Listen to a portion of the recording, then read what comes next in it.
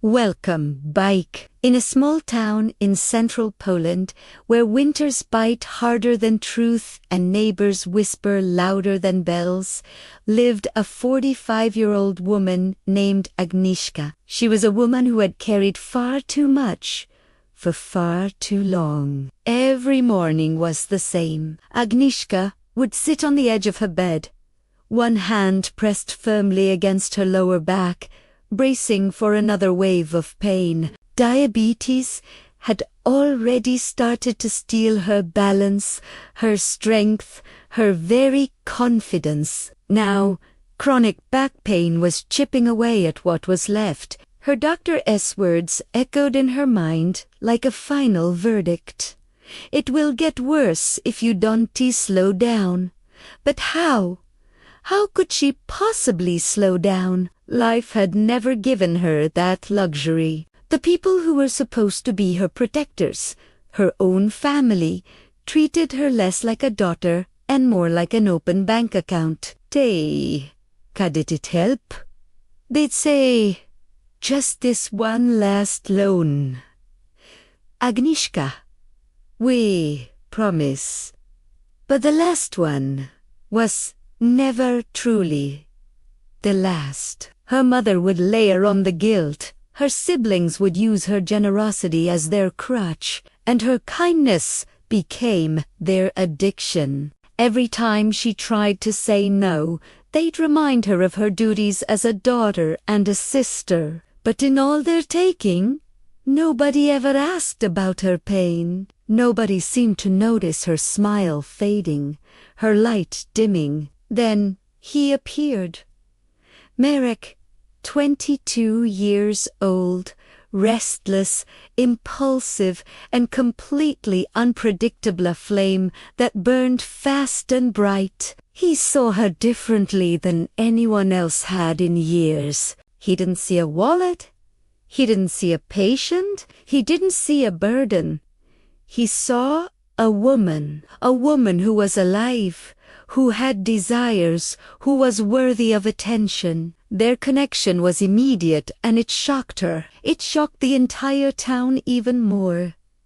Whispers followed them like shadows down every street. Some said she was desperate, clinging to her youth. Others sneered that he was just using her.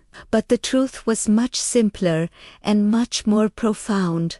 They were two broken souls who recognized the fractures in each other. But love alone is not always enough. Marek's impulsiveness was a storm without a coastline. He loved her fiercely, but without any direction. He dreamed loudly, but without any plans to make those dreams a reality. One night, after a heated argument, he just disappeared. For 2 agonizing days, there were no calls, no messages, just silence. Agnieszka's heart, already bruised, cracked in a place she didn't know was still vulnerable. The back pain intensified. Her blood sugar spiked. Fear and shame washed over her, pulling her into a familiar darkness. When he finally returned, he was full of apologies, swearing he couldn't live without her. And oh, how she wanted to believe him. But deep down, she knew that love alone couldn't fix a life that was falling apart at the seams. And it was. The bills were piling up, a mountain of paper and dread. Her job felt increasingly uncertain.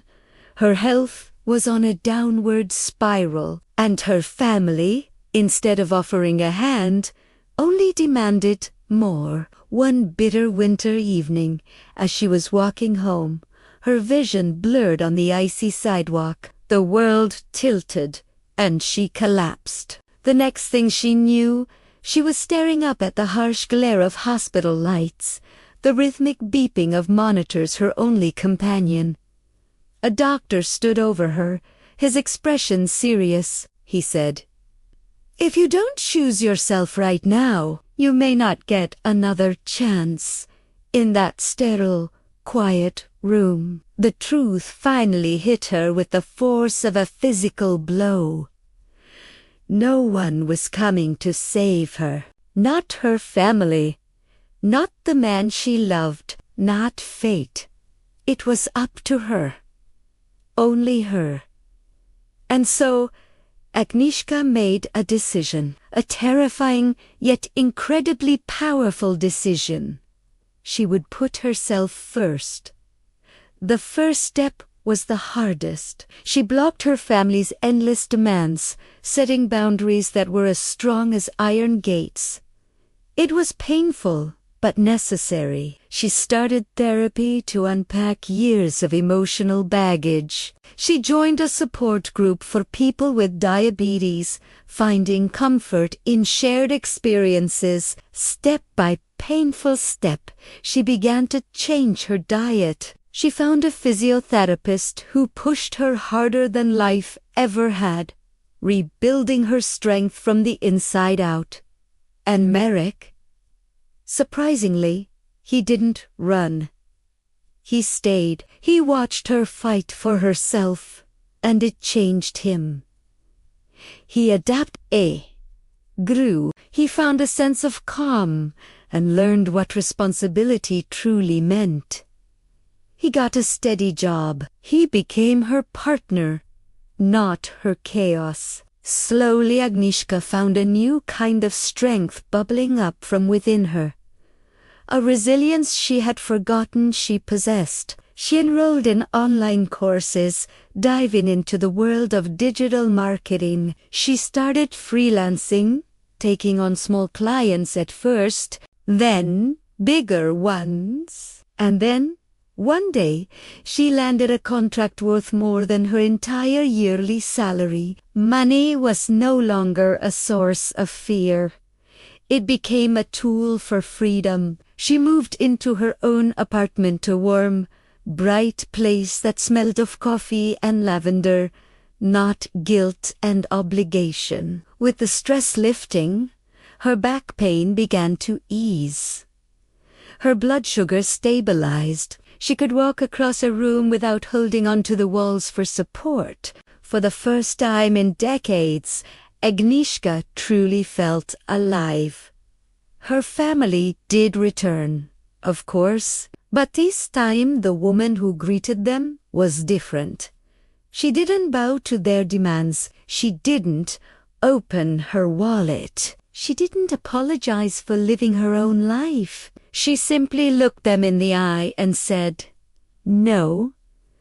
And then she walked away, leaving their drama behind her. One evening, as she sat in her new, peaceful home, Marek knelt beside. His hands were trembling, his voice soft but clear. "Thank you," he said.